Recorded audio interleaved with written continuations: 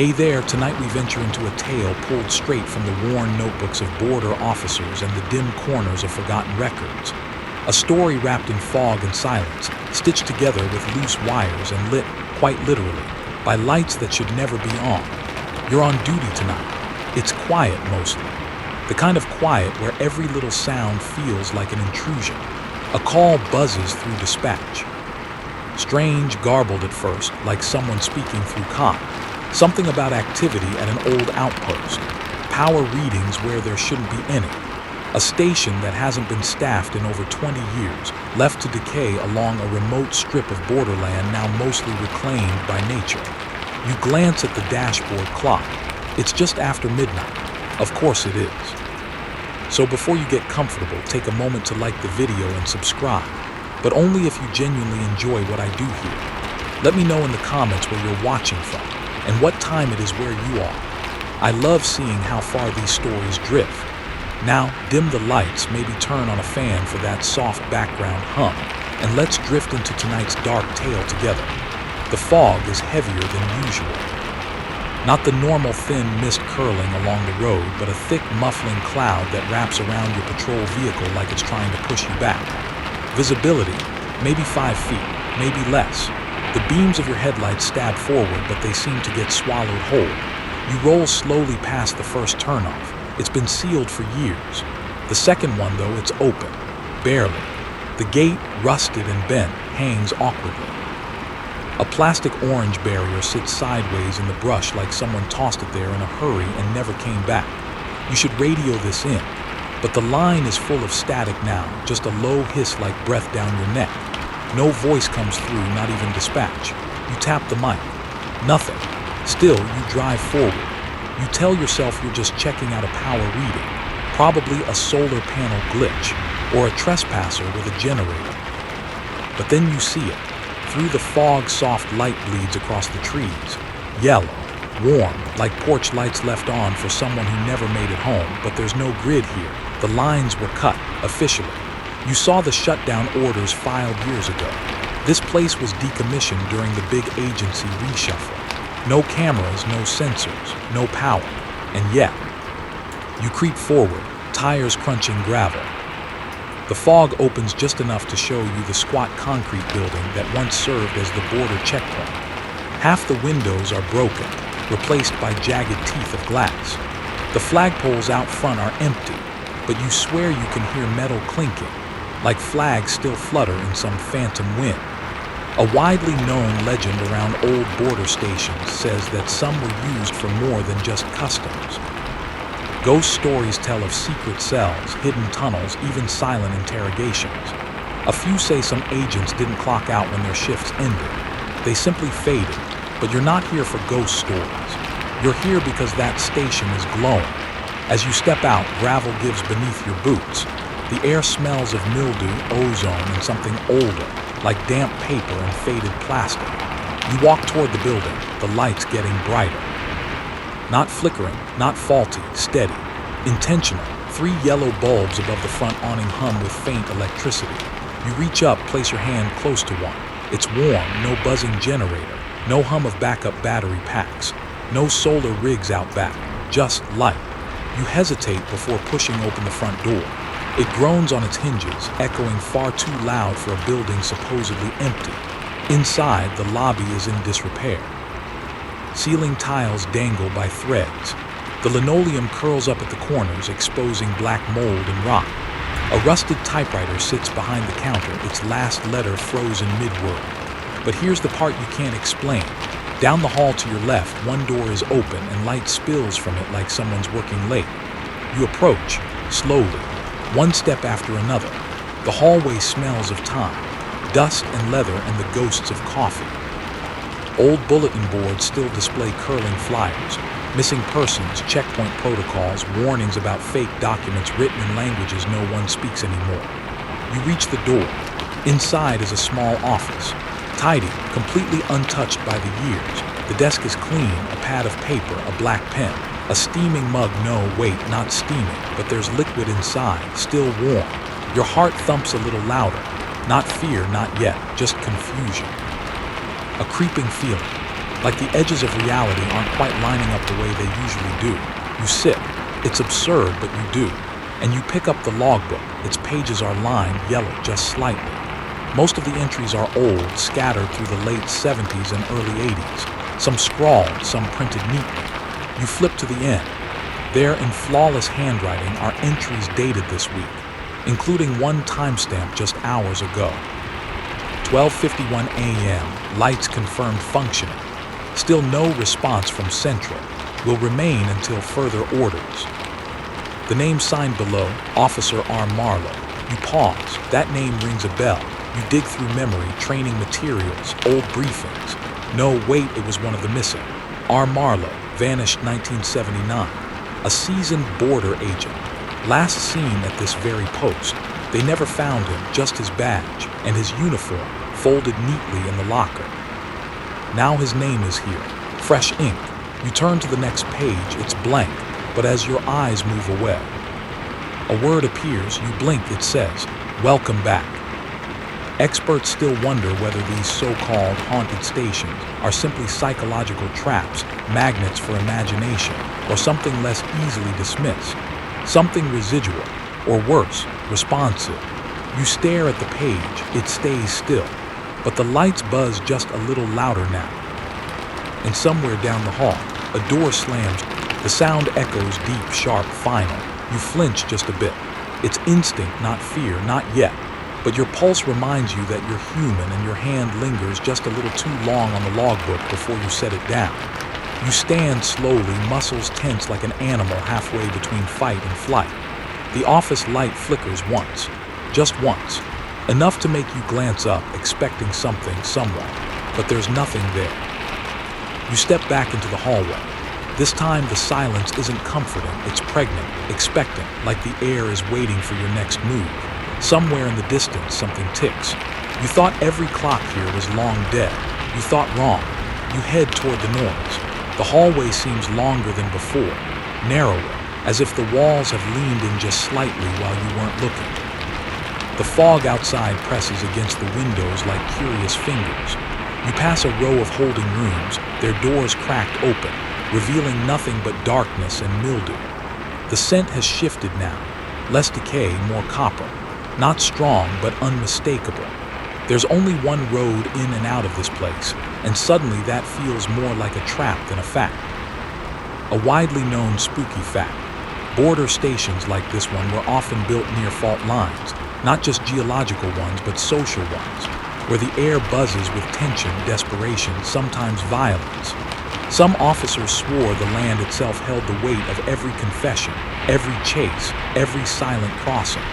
You reach the source of the ticking, a wall-mounted clock above the exit door at the end of the corridor, a cheap plastic thing.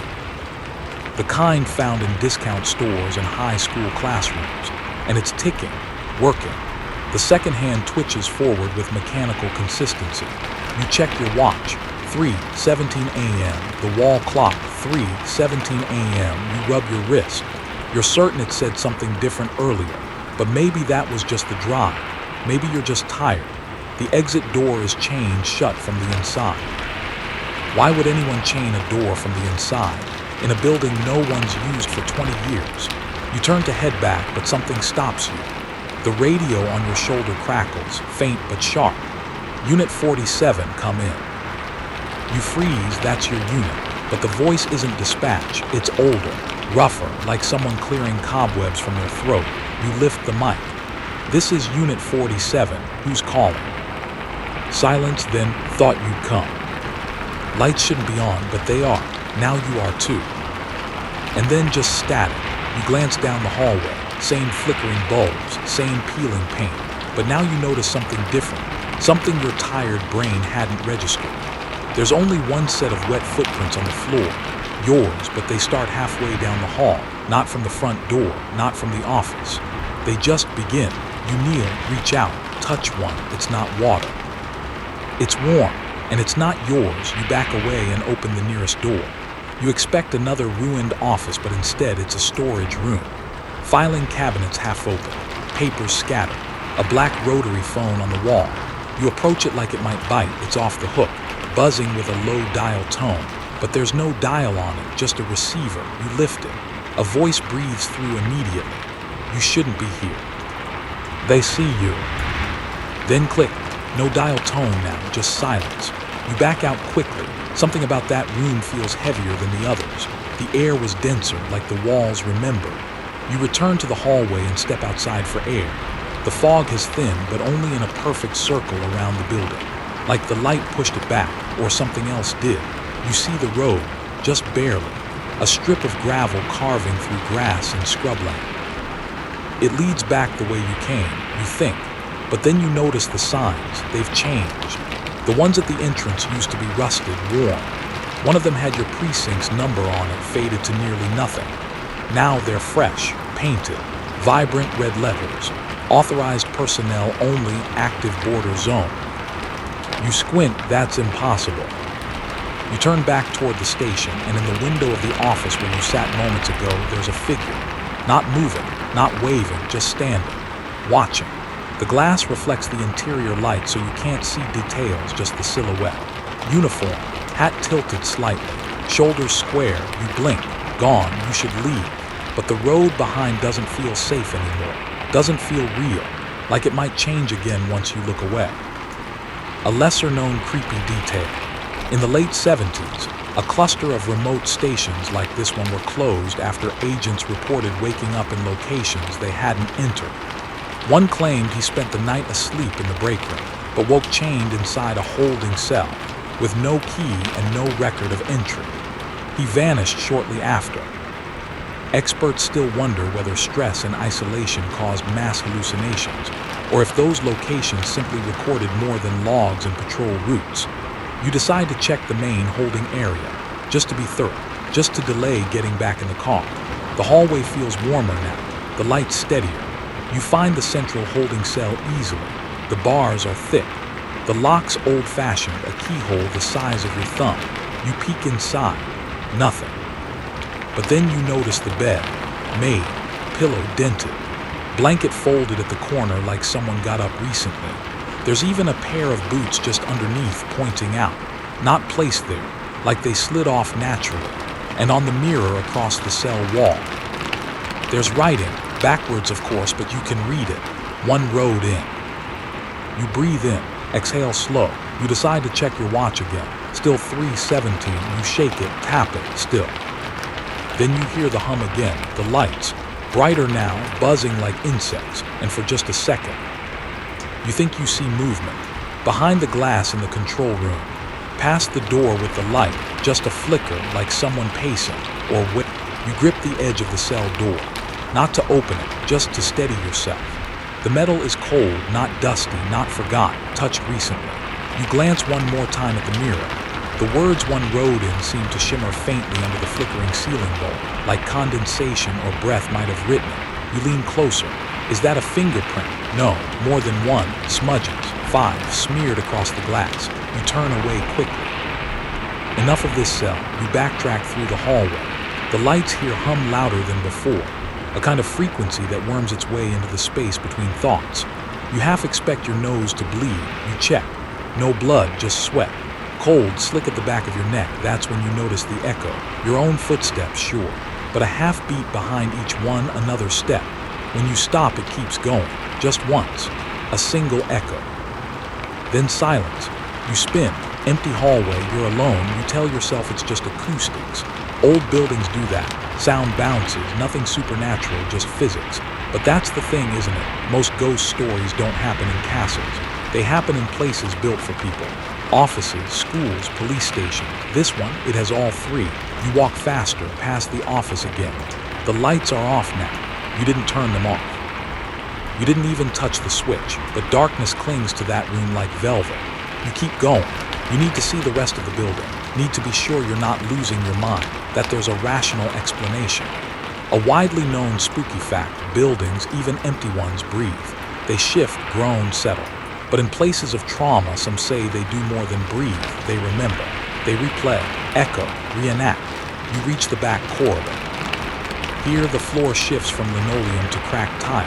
The walls sweat, not water, something oily. Yellow, you shine your flashlight and the beam breaks into soft static like dust is too thick to cut through. Then you reach the locker room. The door is propped open with a traffic cone. Inside, everything's too clean, too intact. Rows of lockers, all closed except one. It hangs open like a mouth mid-sentence. Inside, a crisp uniform. Hat resting on top. Badge clipped perfectly at the breast pocket. Polished, like someone expects to wear it again. You step closer, look at the name tag, R. Marlowe. There it is again. You take out your phone, snap a photo. The screen flickers and dies. Battery, 78%. You try to restart it, no response. The locker slams shut behind you. You jump, nearly knock over the bench. It's just metal, just old hinges. Except, now there's breathing. You freeze, not your own, someone else, deep. Wet behind you, you whip around, nothing, but your breath is visible now, and the room has gone cold, like meat locker cold. You walk backward out of the room, eyes fixed ahead, trying not to blink too long. The flashlight trembles slightly in your grip, the beam jerking over sinks and pipes and shadows that don't belong. Once in the hallway again, the temperature returns, almost immediately. Like you pass through a boundary, a membrane, lesser-known creepy detail. In 1983, two cadets on a tour of a similar abandoned station in Nevada described walking into a freezer room that wasn't there. One claimed to hear static whispers. The other, according to the official report, didn't speak for 2 weeks. The tour guide was never found. You round the corner and stop. Ahead, the hallway ends in a large blast door, reinforced. Military grade. You've never seen it before. It's not on the blueprints. This place was supposed to have 4 standard rooms, 1 generator shed, and an observation post. That's it. But this door, it has a keypad. A green light glows above it. You approach. No sound, no wind, just a faint electrical hum. The keypad is covered in dust, except for the number 3, pressed recently. You touch the handle. It turns, not locked, but you hesitate. And that's when you see it. To your left on the wall, scratched into the plaster with something sharp. Don't GO in unless you want to stay. No signature, just those words. You back away. Your shoulder brushes a fire extinguisher mounted beside the door. It falls, clatters to the floor. Loud, too loud. From inside the door, movement, not footsteps. Dragging, you bolt. You don't run, you bolt. Back down the hall, past the locker room, past the holding cells. Your boots slap the tile, echoing wildly. The light ahead begins to flicker, strobing fast enough to induce nausea. Your stomach flips, but you don't stop. You crash back into the main lobby, and that's when you see the map. On the wall, you're sure it was blank before. Now it's filled in. Black pins dot the border, one for every checkpoint, every decommissioned station. All tagged with numbers, except one, circled in red, the one you're in. Next to it, scribbled in what looks like thick charcoal. Last exit. Experts still wonder whether some places warp because of what happened there, or if they were built in warped places to begin with. Either way, they become echo chambers for what lingers. You step closer to the map. There's something behind it, a bulge in the wall. You tug the map down. It tears easily. Behind it is a door, small, child-sized, with a knob low to the floor. You kneel, listen.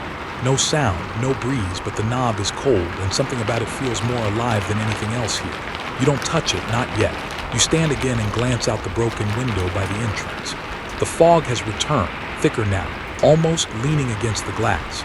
And inside it, shapes, not moving, just walk. You stay still. That's the only thing your body will allow. The shapes beyond the fog don't move. They don't need to, their stillness is worse. You try to count them, but the haze plays tricks. Some vanish when you focus, others multiply when you blink. But they're there, watching, waiting. You step back from the window. Your boot knocks against something. A chair, wooden, scratched to ruin. But it wasn't there before. You're almost sure of that. Still, you shift it aside and scan the lobby again. That small door behind the map still waits. But something in your gut, some deep old part of your brain, tells you that's not for now. Maybe not ever. Instead, your eye is drawn to the reception desk. There's a new light on there, a desk lamp. Warm, yellow, soft. You approach it, cautiously. The rest of the station seems to dim as you get closer, as though this little pool of light is the only real place left. A book lies open. Not the logbook, a ledger, thick, bound in faded leather. You brush off a film of dust and lean over to read. Names, dates. Each entry has a badge number, a time in, a timeout, but some don't have a timeout. R. Marlowe, you find his entry. April 3rd, 1979. Time in 0350. No exit recorded. The name below his is blurred, smudged like someone ran a wet thumb across the ink. But the one after that, it's yours, your name, your badge number. Time in 3:17 a.m., no timeout. You close the book with a sharp thump, suddenly very aware of your breathing, a little too fast, shallow. The chair creaks behind you. You spin, still empty, still pointed toward the desk. You're not ready to leave, not yet. You need more, a reason. Some link between all these things. So you follow the hallway to the west wing, the part marked archive. The door is locked, but the key is hanging from a nail beside it. Brass, polished, not dusty. You hesitate, then take it. The lock clicks smoothly. Inside, the air shifts. It's warmer, drier, as if this part of the building doesn't breathe the same way the rest does. Shelves line the room, metal bent full of folders. Manila green red tape seal. The dust here is thick, but one file sits on the table in the center of the room. Waiting, of course it is. You open it, photos, black and white, agents, all lined up for ID badges, but each one has been defaced. Eyes scratched out, names redacted. You turn the page, case notes, cryptic ones. Subject returned to post 6 days after confirmed disappearance. Denies time gap. Claims shift continued normally. When questioned about secondary station becomes distressed. Repeats, they only cross when it's dark. You flip again. A photo slides out. It's the station. This one taken from above, but there's something else. A hill behind it, one not on any map, and atop it another structure, smaller, hidden by trees, unlabeled, circled in black ink. A handwritten note next to it says, "Don't follow the lights. Follow the SHADOWS." You glance up. A single light flickers above. And the shadows, they've grown longer, even though your flashlight is off. A widely known legend. The U.S.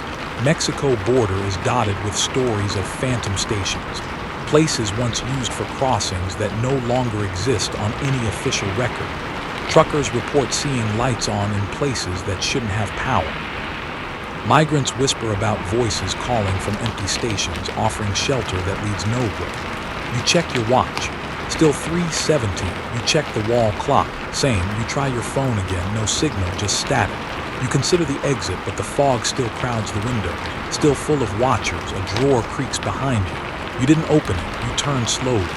It's wide open now. Inside, a walkie-talkie. Old model. Antenna frayed. But the screen glows. You lift it. Press the button. Nothing. Then it speaks. You're where you said you'd never go. Then silence, then. But you're not where you think. The walkie goes dead, and the door to the archive slams shut behind you. You rush over, locked, the key, gone, of course. Your flashlight flickers once, twice, then steadies, and that's when you notice there's no sound anymore, not even the hum. The building has gone silent, truly silent. You sit down at the table, force yourself to breathe slowly. In, out. You flip back through the file, desperate for something that makes sense. You land on a hand-drawn diagram, the station, the road, and beneath it. Tunnels, a full floor beneath you.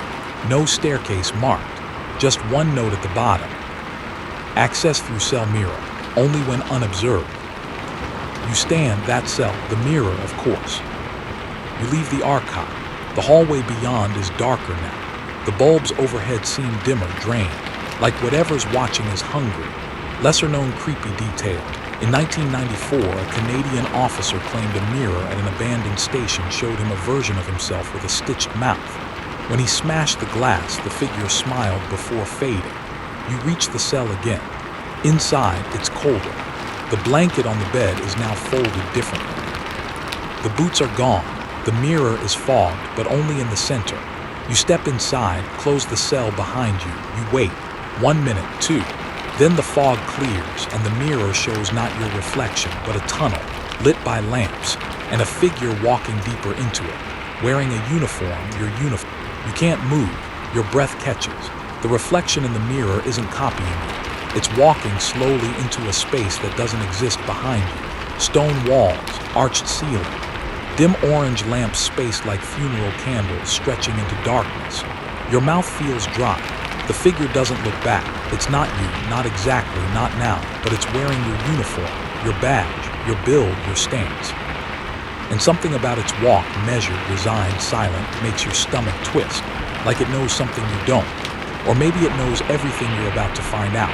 You reach a hand toward the mirror. Cold. It doesn't ripple, doesn't distort, but your fingers don't meet glass. They pass through. You pull back instinctively. A soft suction sound follows your movement, like air being displaced on the other side. This isn't a reflection anymore. It's a doorway, a decision. You glance behind you. The cell's unchanged, blanket, cot, barred door. You turn back to the mirror and step through. The sensation is weightless, not falling, not floating. More like being unwritten for a second, like every cell of your body is briefly forgotten by gravity and time. Then you land, softly. The tunnel is just as it looked. Narrow, damp. Stone walls etched with age and something older. Symbols, names, hard to say. They shift when you try to focus on them. The lights above are tungsten, warm but dim. They buzz quietly in sync with your pulse. You turn to look back. There's no mirror, no cell, just more tunnel. One direction only. You walk. Each footstep feels louder than it should. The air is heavy, metallic. Tastes like rust and old breath. You pass alcoves carved into the stone, some hold broken furniture, some just shadows. Then you see the first one, a desk, standard issue. On it a radio, cracked. Silent, a name tag, R. Marlowe, you swallow. There's dust on the desk, but not over the tag. Someone touched it. Recently. You keep walking. Another alcove, another desk. This one has a different tag, Officer Del Reed. The photo beside it is smudged, but the eyes look a little too much like yours. The smile is all wrong, lips too wide, like the skin didn't quite remember how to make expressions. You pass a third. It has no tag, just a mirror. And this time it does reflect, but not the tunnel, not you. It shows a border crossing, modern, brightly lit. People waving papers, officers scanning IDs. You lean in. It glitches. One frame, two. Now the people are gone, just fog and lights. And something standing in the road facing the camera. You blink. Gone. You keep walking. Your flashlight, now flickering, catches something written across the tunnel wall in black grease pencil. If they wave you through, you're not going home.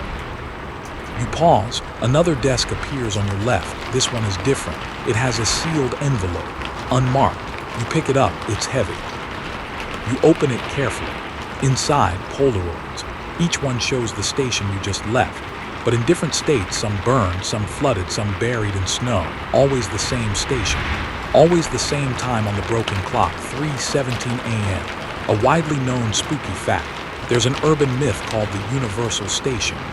It claims certain places exist in multiple versions across different realities, all overlapping at weak points. The same time. The same place, different outcomes. You turn the photos over, each has a single word. In. Through. Still. Here. And the last one. Watching. You shove them back into the envelope and move on. Something has changed now. The lights ahead are dimming. One by one from behind, you quicken your pace. So does the dark. You break into a jog. The walls close tighter. The ceiling drops. The tunnel becomes a throat. Ahead, a door. Metal. Reinforced. A slit at eye level glows faint red. You reach it and slam your hand on the handle. It opens, not into another room, but outside. You stumble onto dirt, grass. The wind hits your face like a slap cold reel. You look around, you're on a hill. The station, the original one, is below, lights still on, fog circling.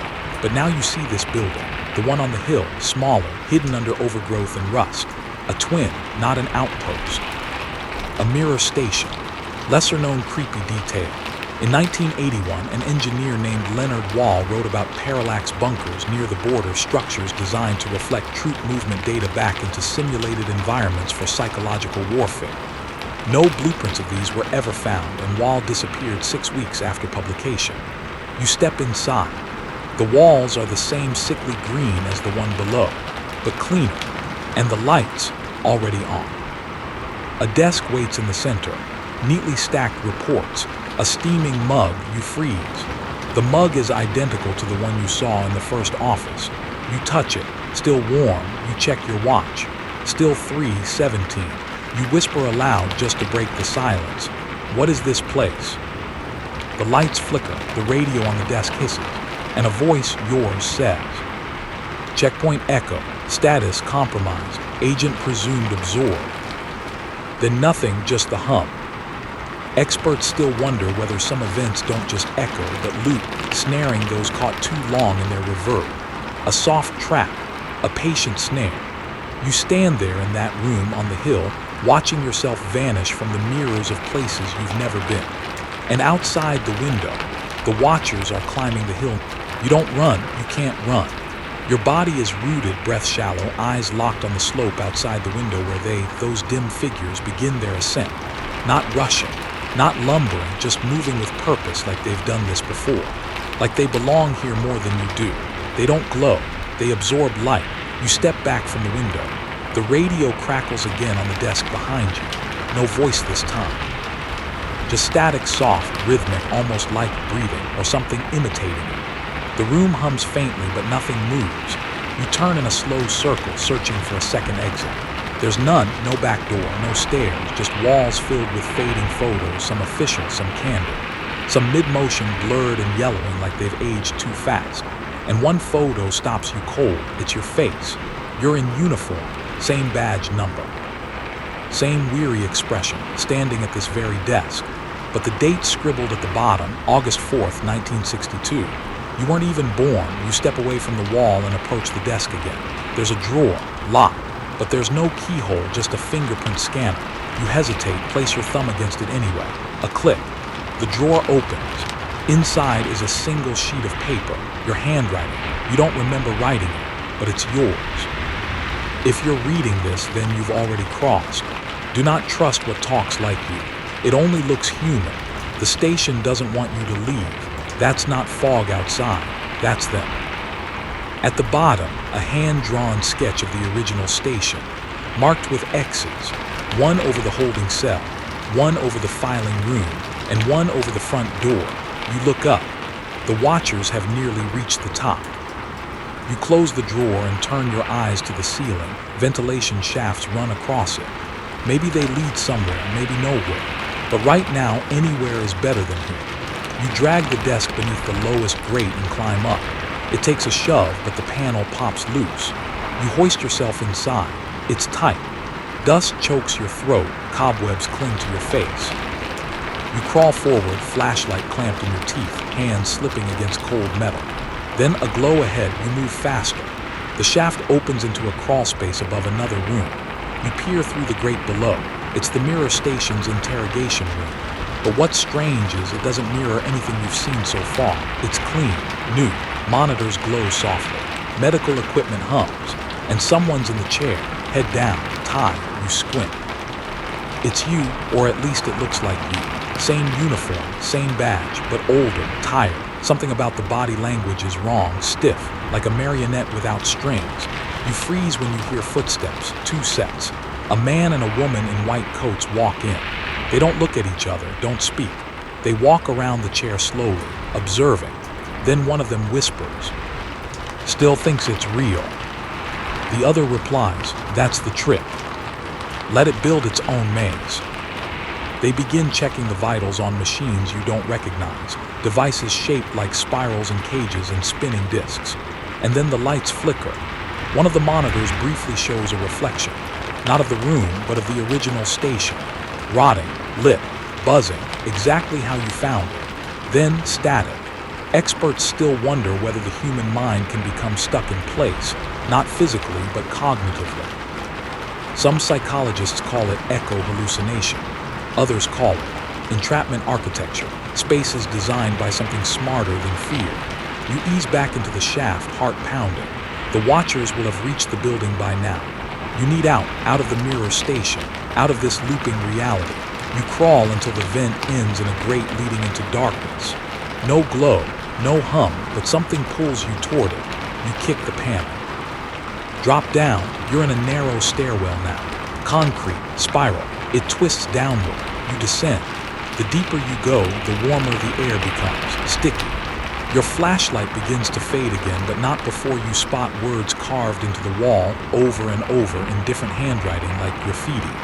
I was the first. Still waiting. Don't let them count you. You only get so many loops. And then at eye level, Marlowe S. gone. He let them in. You pause, so our Marlowe, the officer whose name keeps echoing through this station, didn't just disappear. He surrendered or opened something. A lesser-known creepy detail.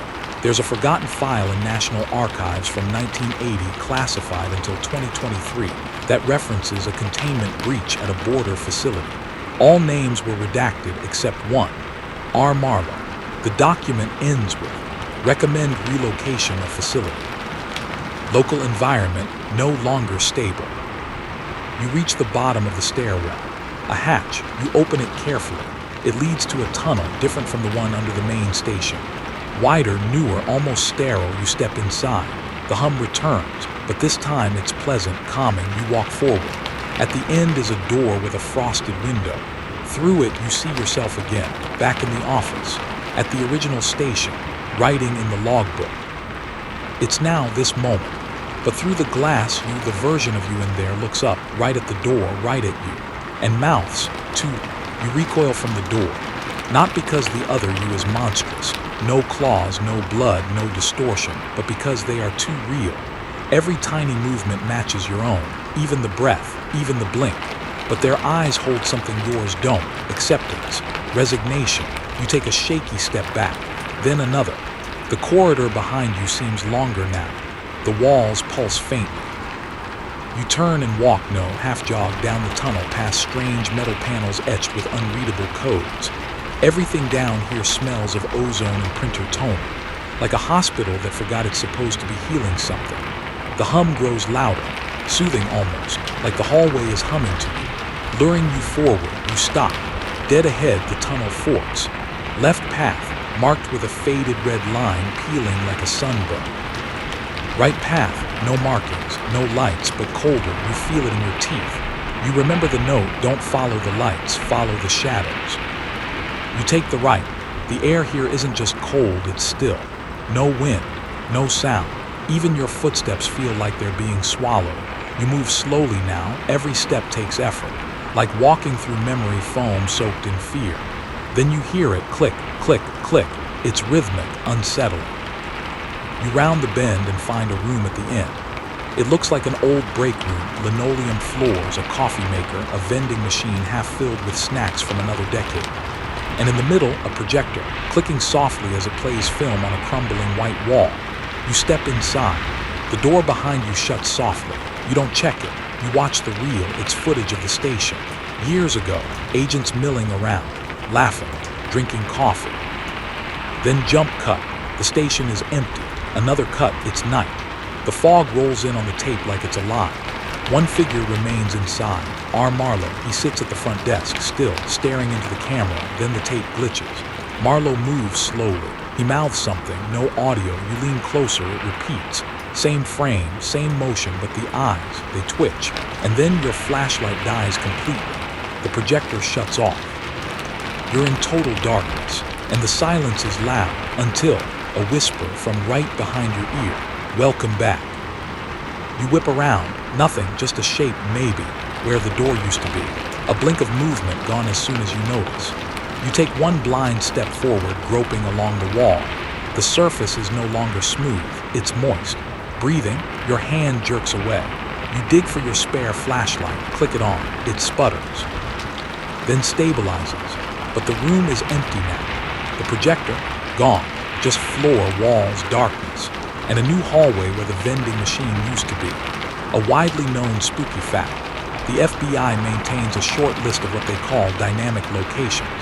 Places that can change their internal structure in response to trauma, rituals, or extended observation.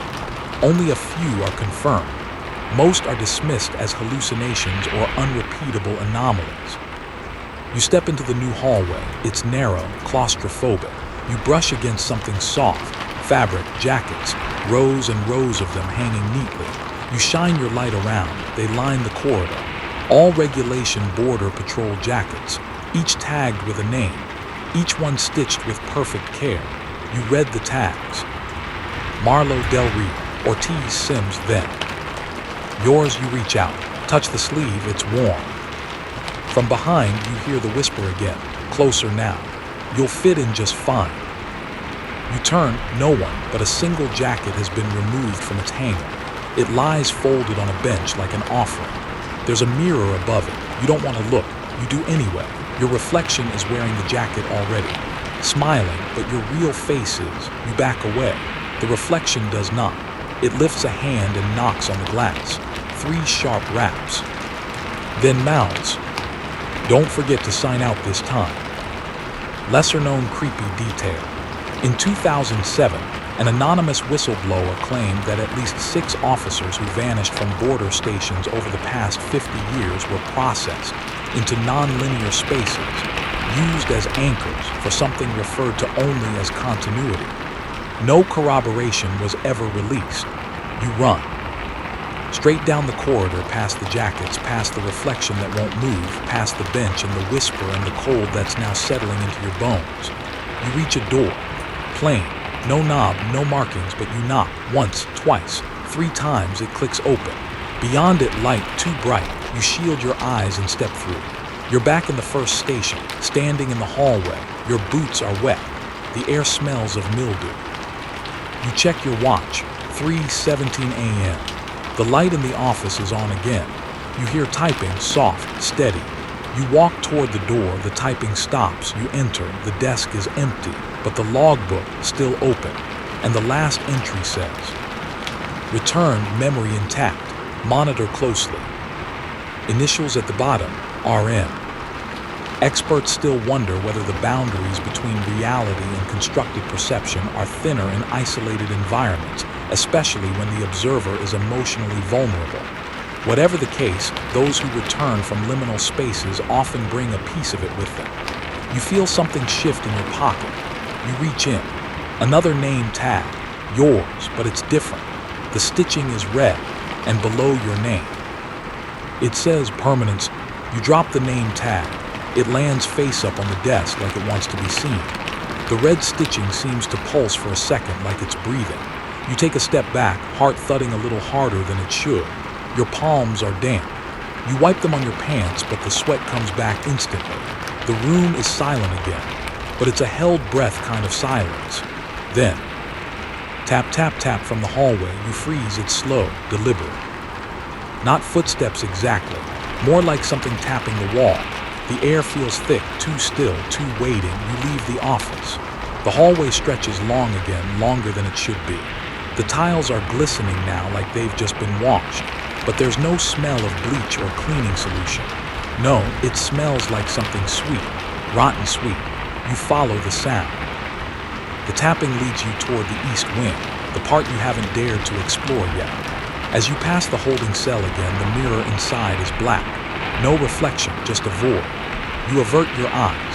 The tapping stops when you reach the end of the hall. You stand in front of a heavy metal door. It's one of those older styles with a thick bolt and a tiny observation window. Probably a storage room, or used to be. You don't remember seeing it before. You peer through the window, darkness, and then movement, a flicker like someone swaying just out of reach. You hesitate, then open the door. Inside, you flick your flashlight on and stop. The room is small, windowless, and lined wall-to-wall with photographs. Dozens, hundreds, each one pinned with surgical precision. Some are black and white, others full color. All are of the same thing. People at this station. Candid photos. Officers eating, laughing, reading, sleeping. Some of them you recognize, Marlo Del Rio, yourself. In some, you're sitting in the office. In others, walking the hallway.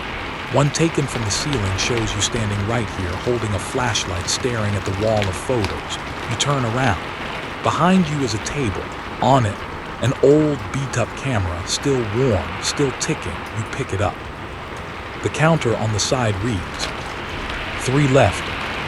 Just 3 exposures remain. You set it down, carefully. You scan the photos again and realize something else. Every person in them is looking at the camera. Every single one, except in the last photo. The one of you, you're looking away at something just beyond the camera's frame.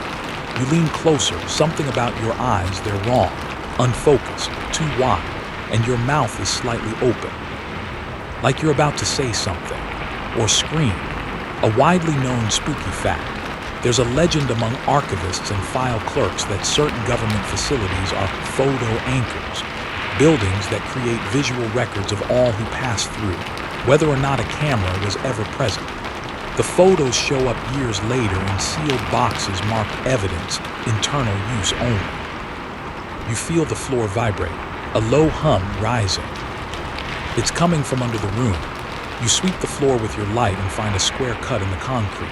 A hatch, you kneel, no handle, but there's a groove along the edge. You pry it open with the edge of your flashlight. It lifts easily. The smell hits you first, like copper and old wood and something faintly electrical. You shine your light down, a ladder, descending into black. You lower yourself down. The air thickens. It hums louder here like it's singing. You reach the bottom and find yourself in a long corridor, but this one's different, polished, bright, modern, and the lights are already on. You walk.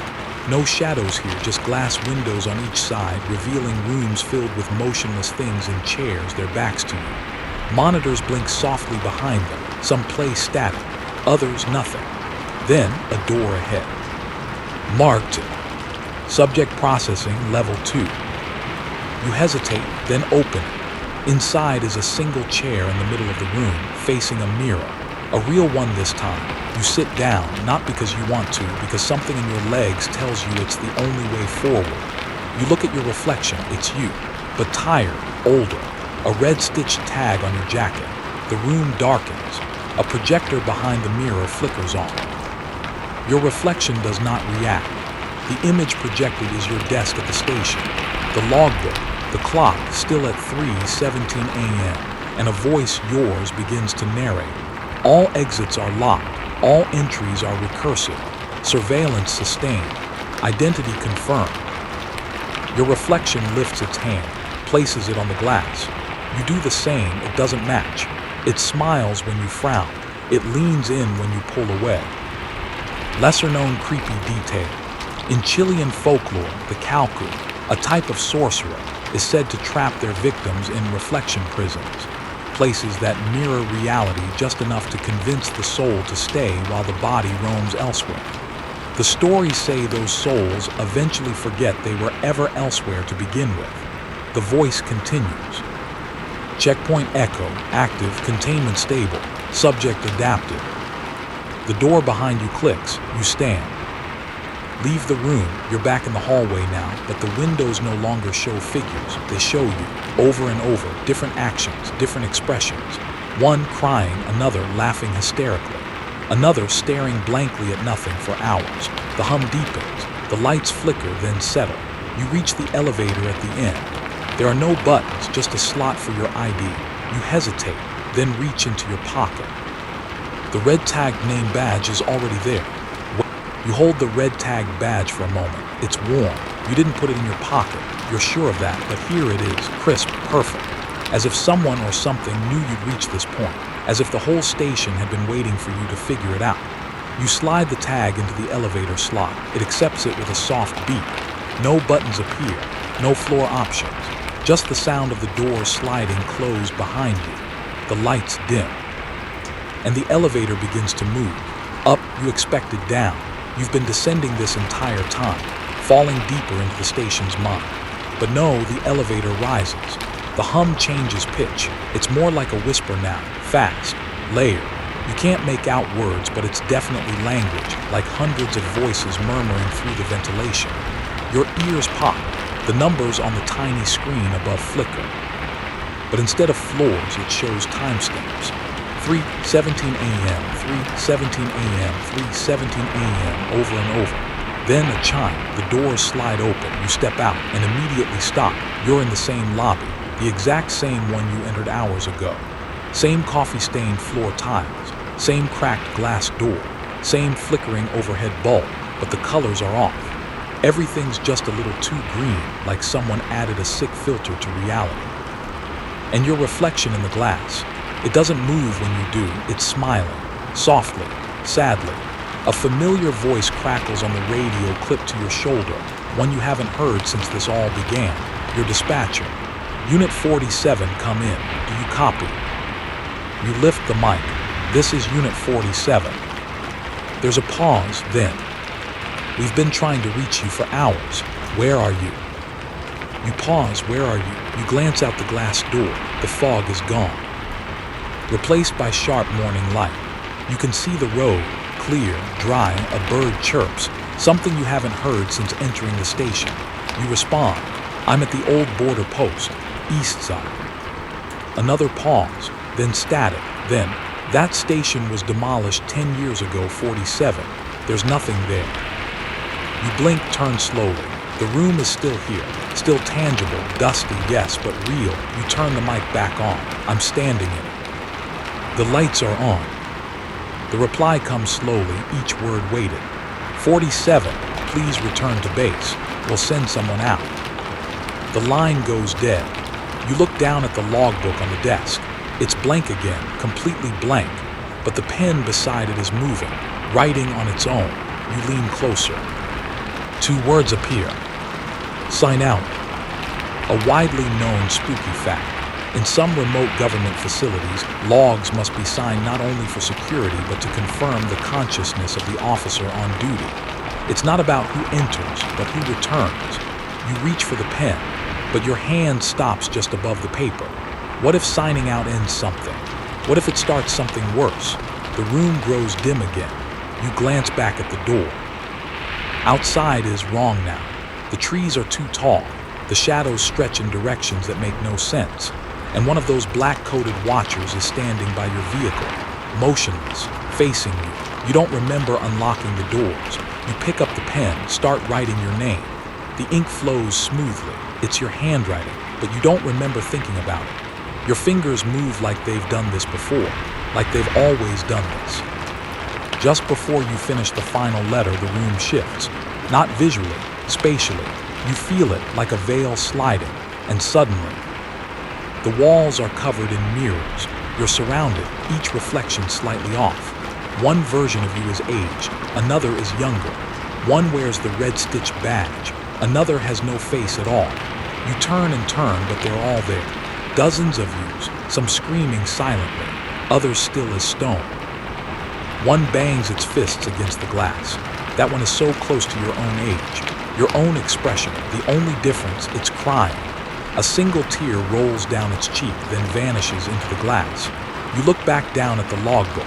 You've finished signing. The pen is still moving, but your hand is no longer holding it. It moves on its own and writes one more line. You are now permanent staff. You step back. Your radio crackles again. A different voice this time. Older, rougher, you've heard it before. Lights are holding steady. Subject has been long. You whisper, Marlowe. No answer, just static. Then, crossing permitted. The door creaks open. Outside, the road is gone, replaced by grass. The sky is lavender. The fog is upright now, standing like a wall of figures holding position. You hear a soft click behind you. A camera. You spin, but no one's holding it. Just a flash, and the sound of a photo being printed. You look down. At your feet is a Polaroid, fresh, still developing. You pick it up. It's a photo of the office from above. And there you are, standing at the desk, looking up, right at the camera. The photo's timestamp, 3:17 a.m. Experts still wonder whether time truly flows forward, or simply loops around when we're not watching. The theory of chronoresonant locations remains controversial, but those who experience it rarely return unchanged, if they return at all. You tuck the photo into your pocket, step outside. The light is too bright but not hot. The air has that same sweet rot you smelled earlier.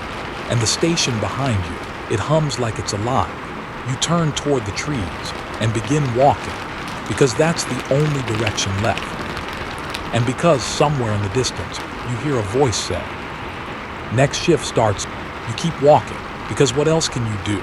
The grass underfoot isn't grass anymore. It's too smooth, too even, like synthetic turf rolled out over memory. The trees lining your path curve inward, their branches arcing overhead until they tangle together like knuckles locking in a fist. Light filters through. Not sunlight, something flatter, dimmer, like a backlit screen on low brightness. You pass a border sign. Old, metal, rusted. Half the text is scratched off, but 3 words remain. Authorized personnel only. You're not surprised. In fact, nothing surprises you anymore. You've stopped expecting the world to make sense. The path opens into a clearing. At the center, a second border gate, unattached. No fence on either side, just the arch. It hums, and it's lit.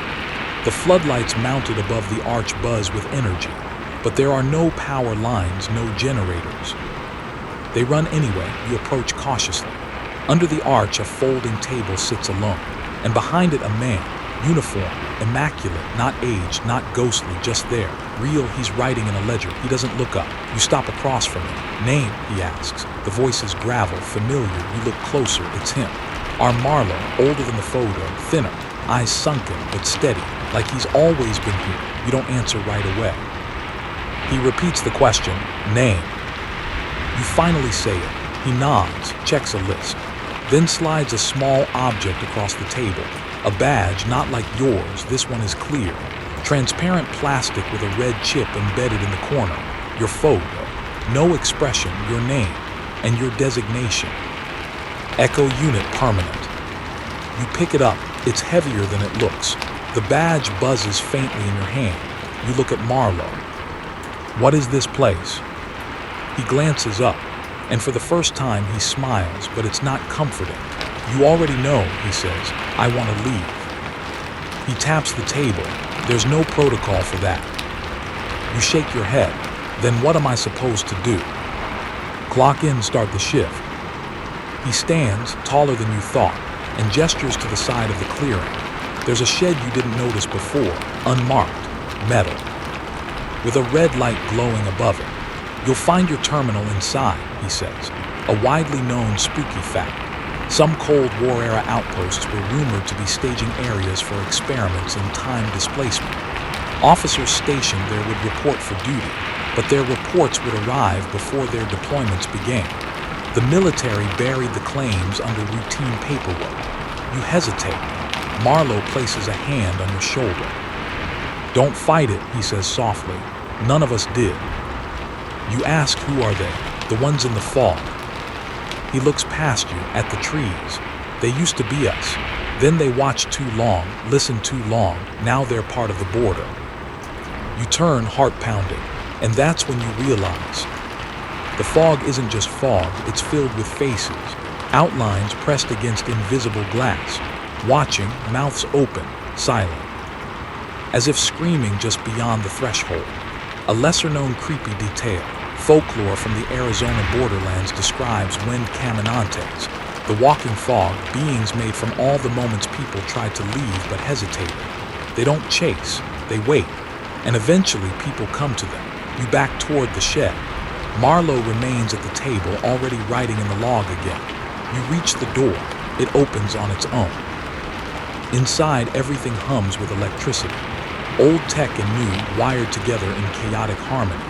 CRT monitors stacked beside flat screens. Dot matrix printers rattling silently. Wall-mounted TVs flickering static. And a single desk. Yours, you can tell by the photo, its frame. A picture of you from before the call, before the fog, before all of this. You pick it up. The date on the back, tomorrow. You set it down carefully and sit. The monitor flickers on. A prompt appears. Log patrol status, active/inactive. You hesitate, then type. Active. The screen buzzes. A new message blinks. Welcome back, officer. Resume from checkpoint 3:17 a.m. Of course, always 3:17. You lean back, and the chair shifts not like a normal chair, more like it locks into place. The arms mold to yours. The headrest tilts forward, and then you hear it. The radio.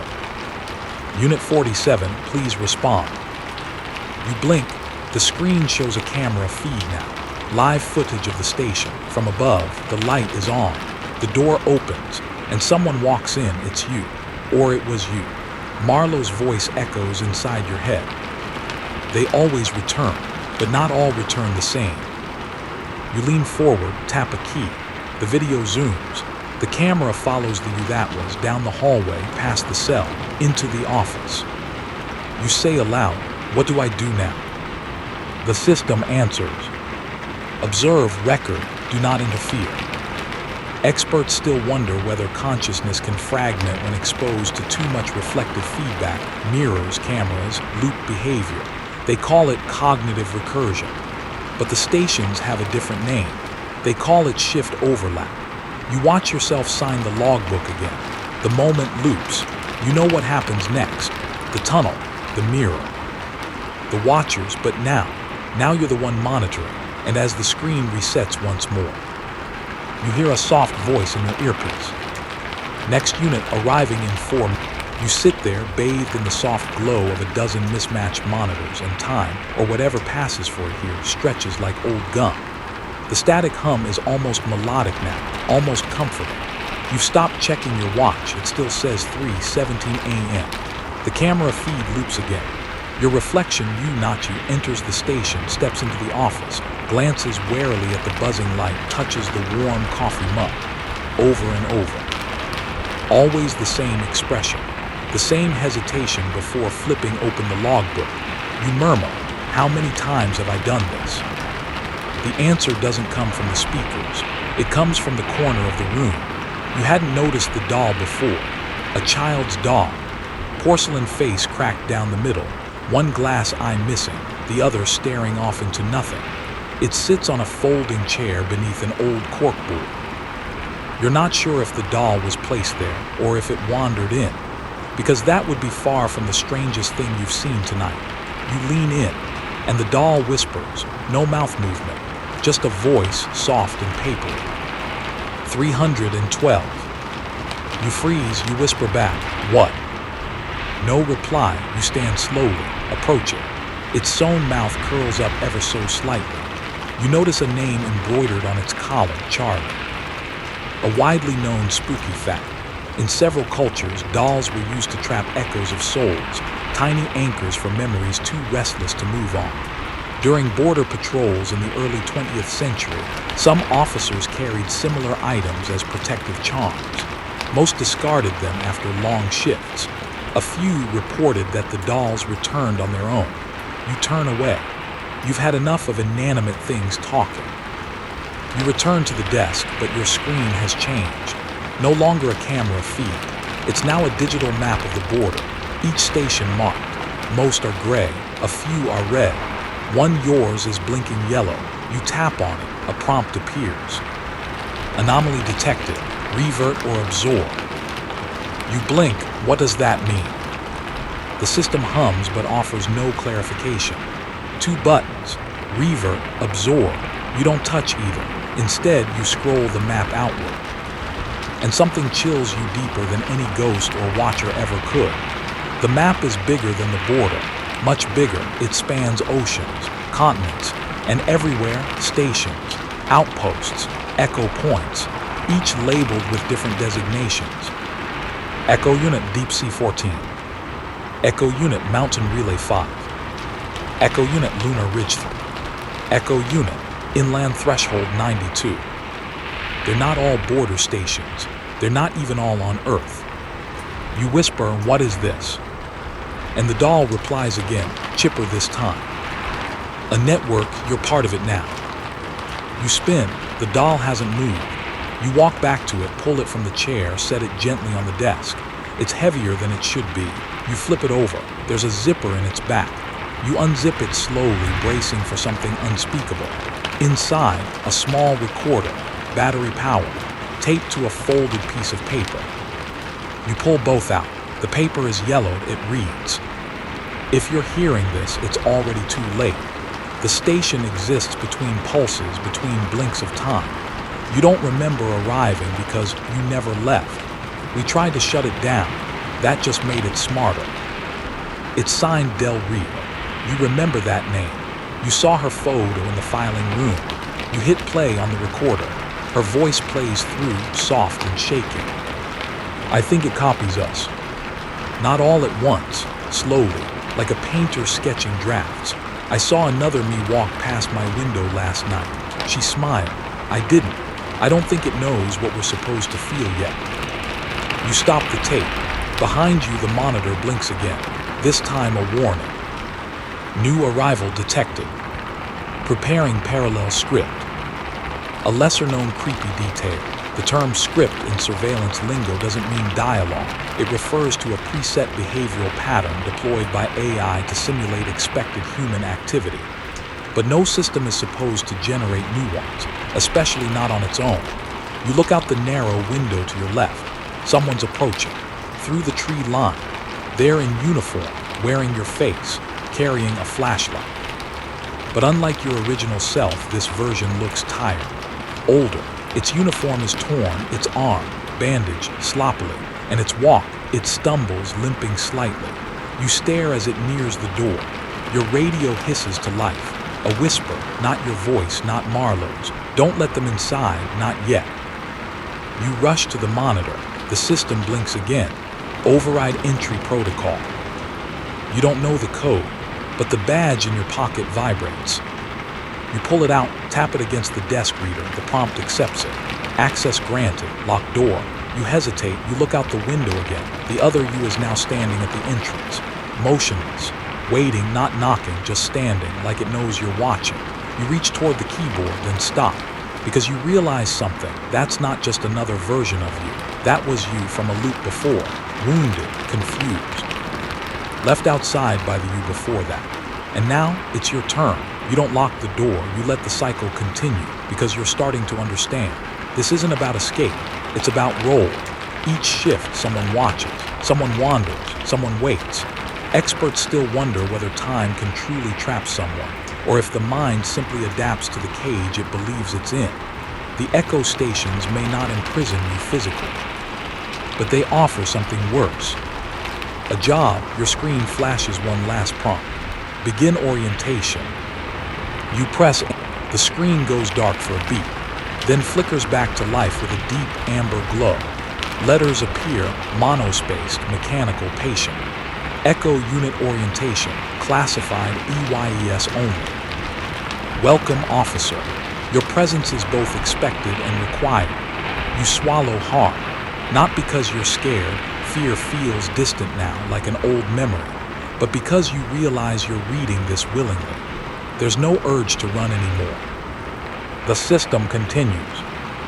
Your duties include surveillance of recursive arrivals, maintenance of checkpoint illusion stability, identification of deviation events, de-escalation of rogue loops, careful non-intervention unless instructed. Then, failure to perform duties will result in temporal reallocation, a beat. Then smaller text. Most previous officers chose to comply. You sit back in the chair, the weight of the room pushing down on your chest like an invisible vest.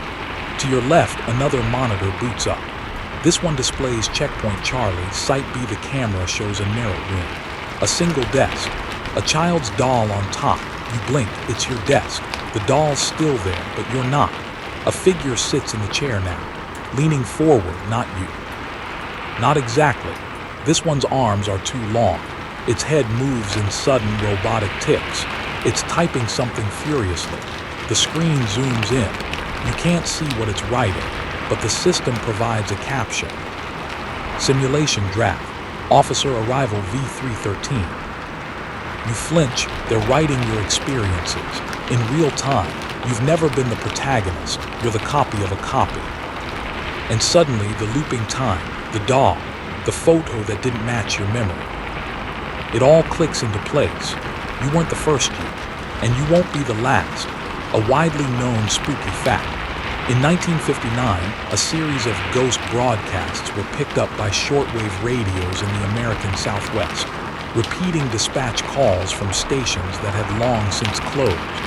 The voices were never identified. Many believe they were artifacts of forgotten surveillance AI systems still trying to complete long-dead protocols. You push away from the desk. You've had enough orientation. The room dims, as if acknowledging your decision. The screen now displays one final message. If you are unwilling to complete the loop, return to cell mirror alpha.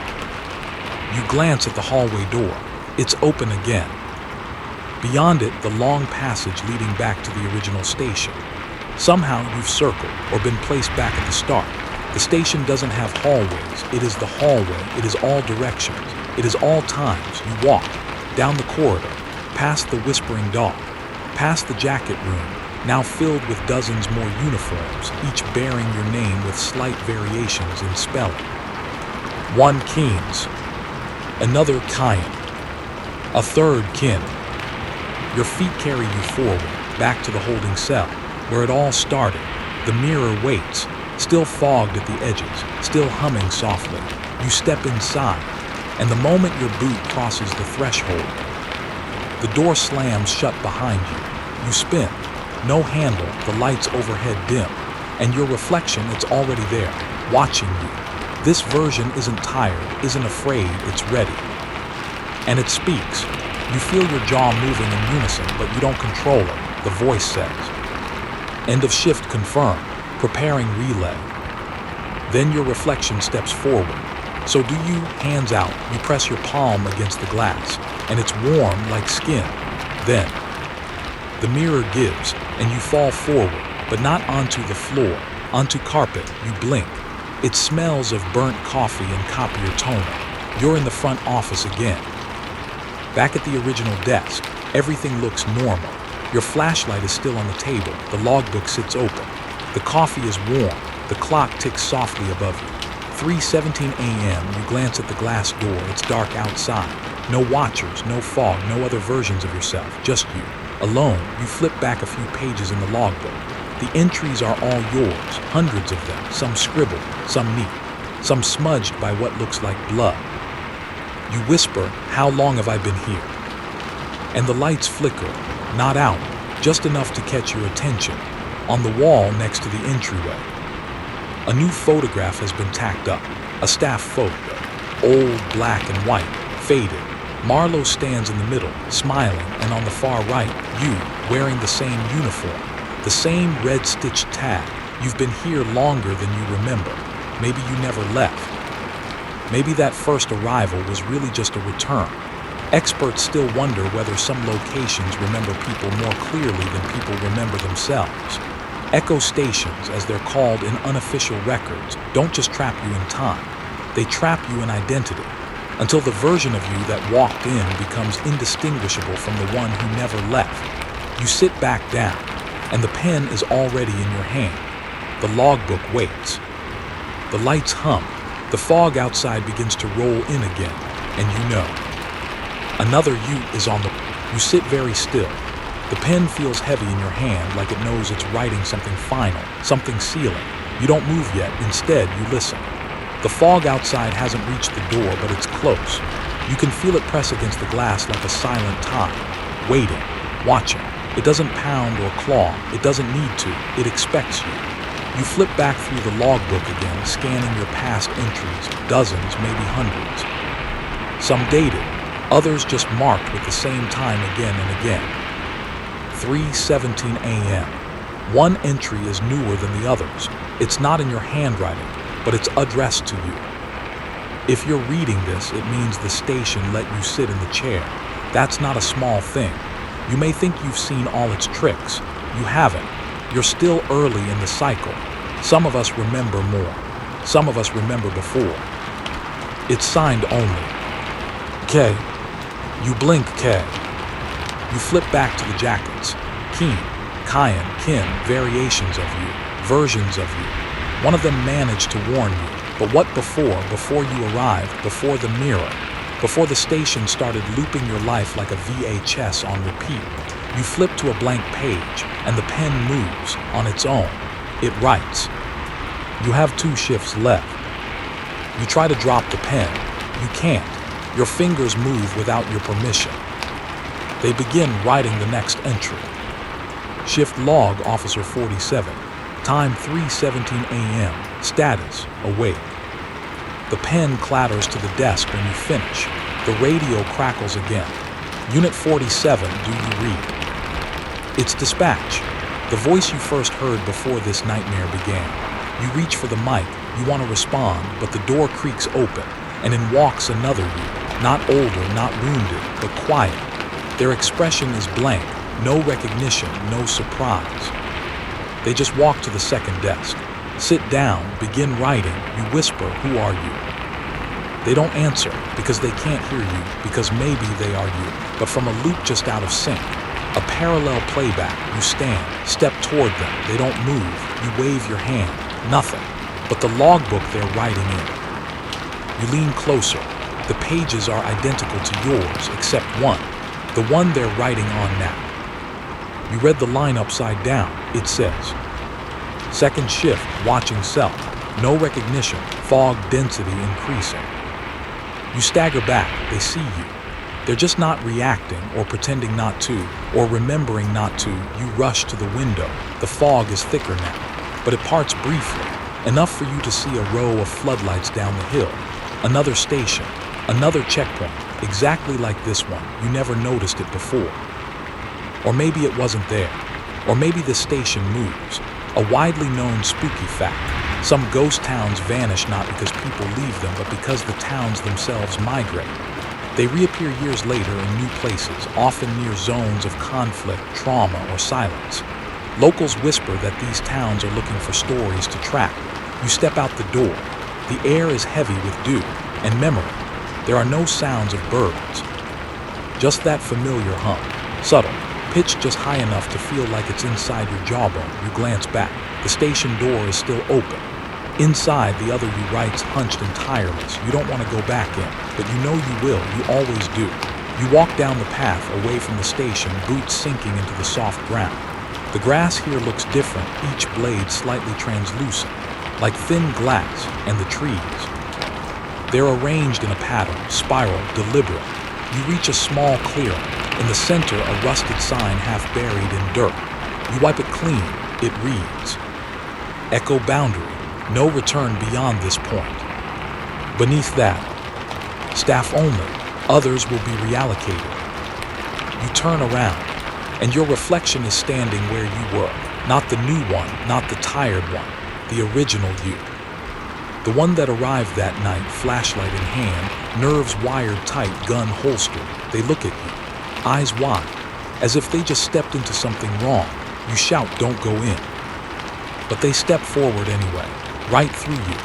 You feel it cold, watery, like passing through yourself. You turn, and they walk into the station, as you knew they would, as you did.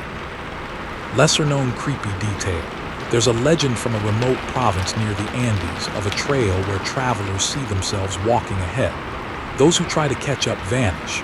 Those who stop and wait too long forget they were walking at all. You return to the desk. The other you is gone. The chair empty, but the pen has moved. It now rests on a page marked. Third shift schedule. Prepare for divergence. You look up at the wall. The station's map hangs crooked, but something's changed. The pins are gone, all except one. It's stuck into a blank space, a spot not marked by any road or town, but the label beneath it says, "You are." The pin trembles just slightly, as if the map were breathing. You reach out, touch it. The metal is cold, but not the cold of something lifeless. It's the cold of something waiting to be used. The label beneath still reads, "You are here," but as you look closer, the text flickers. It briefly changes to, "You were here," then back again. You step back. The room feels unstable, not physically, structurally, like it's on the verge of blinking out. Or shifting. You turn toward the window. Outside, there's a glow now, not from the fog, from beyond it. Lights, rows of them, a grid like a city scene from above. But this isn't a city, it's a ring. A perfect circle of stations, all flickering softly in sync. And at the center, the station you're in. Or one of them, you move toward the door. But as your hand touches the knob, the radio chirps again. Shift 4 protocol initiated. Please return to your seat. You freeze. You weren't told there would be a fourth. Your badge said 2 shifts left. You glance down at your chest. The red stitch tag is gone, replaced by a black one. No name, just a single glyph like a spiral made of teeth. You don't remember changing it. You open the door, step out. The fog is gone now. The ring of stations is clearer than ever. Each one glows, pulses, vibrates in harmony. You see movement below, officers walking paths between them. Some versions of you, others less human, bent, blurred, faces blank as sanded wood. You descend the steps, and the ground bends with you, not sinks, bends. As if you're walking on the surface of something vast, soft, and intelligent. You reach a fork in the trail, 2 signs. One points left, return to loop. The other right, enter dormancy. You laugh, quiet, bitter. No escape, no exit. Just more choices with strange names. You turn left because that's what you always do. The trail leads you into another station. It's smaller, darker, but familiar. The layout mirrors the original, but with none of its warmth. This place isn't pretending to be a workplace. It knows it's a cage. The moment you step inside, the lights click on. You're expected. The desk awaits. So does the logbook, but something's wrong. The chair is already occupied. You walk slowly. The figure at the desk is motionless. Its back is to you, but as you get closer, you realize it's you, frozen, asleep, eyes open, hands gripping the sides of the desk like they've fused there. Skin pale, almost plastic. You lean in, and the reflection in the glass shows something different. You're not behind the figure, you're in the chair, and watching yourself arrive. A widely known spooky fact, in mirror-based mythologies, particularly from Central Europe, a double of yourself, called a fetch or wraith, is said to appear moments before your death. But if you catch it looking away, it means you're already gone. You stagger back. The reflection doesn't, it keeps watching. You rush out of the room, back into the hallway, but now it's lined with doors, hundreds, each labeled with your name and a different date. Some future, some centuries past, one says. You arrival attempt 1. Another, you compliance threshold breach. You reach for a knob. The door opens easily. Inside is a room made entirely of screens, floor to ceiling, each one playing a different version of your entry to the station. Different clothes, different timelines, different reactions. One, you're in riot gear, flashlight drawn. Another, you arrive as a civilian, confused, lost. A third, you come in as a technician, clipboard in hand. You reach for the console, press a button marked rewind. The screens all sync to one scene. The original you driving through fog, parking, stepping out, walking to the station door. You watch it again, and each time a tiny difference emerges. A blink too long, a pause before opening the door. One time you turn and almost walk away, but never do. Lesser known creepy detail. The Tesser method, a controversial Cold War experiment, attempted to fragment soldiers across probability threads. The idea was to let them make every choice simultaneously, then collapse into the best version. No one returned fully intact. You turn to leave, but the screens don't stop. Now they show others, other officers. Some from countries you've never visited, some not even human, and at the center always. The station. You understand now. This isn't a haunted building, it's not even a building. It's an idea, a self-perpetuating checkpoint. It doesn't just trap you, it uses you. As a mirror, as a model, as a mask for itself. You step out into the hallway, and it collapses behind you, not violently. Just folds in like a piece of paper being turned into origami. And ahead, the original station, lit, alive, humming, waiting. You walk toward it one last time. You reach the threshold of the station again. It looks smaller now, not in size, but in scope. Like a dream you've been having for years and only just realized it was never that big to begin with. The light above the door flickers softly, casting a golden halo on the concrete. Your reflection meets you in the glass, but it's calm now. Not mimicking, not watching, just being. You step inside. The air wraps around you like warm fabric. Familiar. Too familiar. You hear a creak to your left. The office door swings open on its own. You step in, and everything is exactly where it began. The chair, the desk, the logbook, the coffee mug, even the faint tick of the wall clock still locked at 3:17 a.m. You sit. Because what else is there to do? The pen is already in your hand. You open the logbook. One entry stares back at you. End shift approved. Replacement in transit.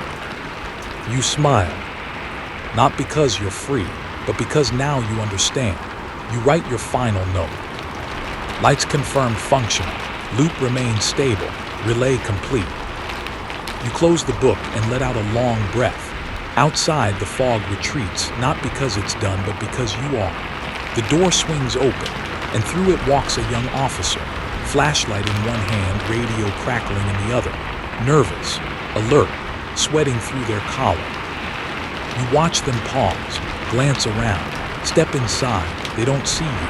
You're not part of their loop, but you watch anyway. They check the lobby, the hallway. They reach the door of the office. You step back into the corner shadows. They step forward. The moment their foot crosses the office threshold, you exhale softly, and the light above flickers, as it always does. A widely known spooky fact.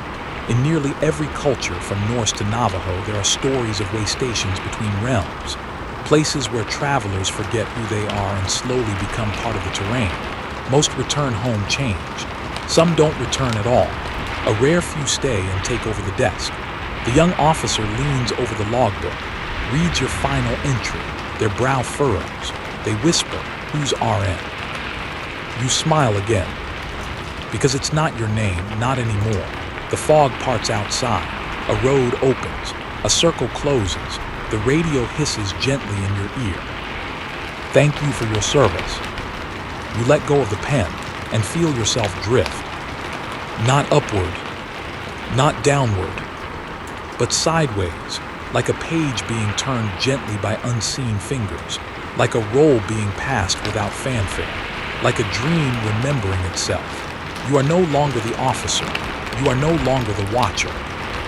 You are no longer the one trying to leave. You are the station now, and your lights will never go off again. And now we return to stillness. Let the fog fade. Let the shadows stretch just a little longer before they fold themselves away for the night. That station, it may have vanished again. But the hum, the one just below your thoughts, it's still there. The watchers, the reflections, the loops, they're quiet now. They've done their work. You've taken their journey. You've seen what they see, known what they know. Or maybe you just imagined it. Maybe the lights outside your window are just street lights. Maybe the ticking in your hallway is just the air vent. Or maybe, somewhere deep in the borderlands of memory and time, something is still watching you, waiting for your next move. Don't worry, you're safe. Probably. So close your eyes. Let the monitors go dark. Let your breath settle back into your body the way a file returns to its folder. You've completed the shift. You've crossed the threshold. You've heard the whispers and made it through. And now, for tonight at least, you can rest. Just remember, if you ever see a flickering light in an abandoned building, and it's always 3:17 out, you were warned.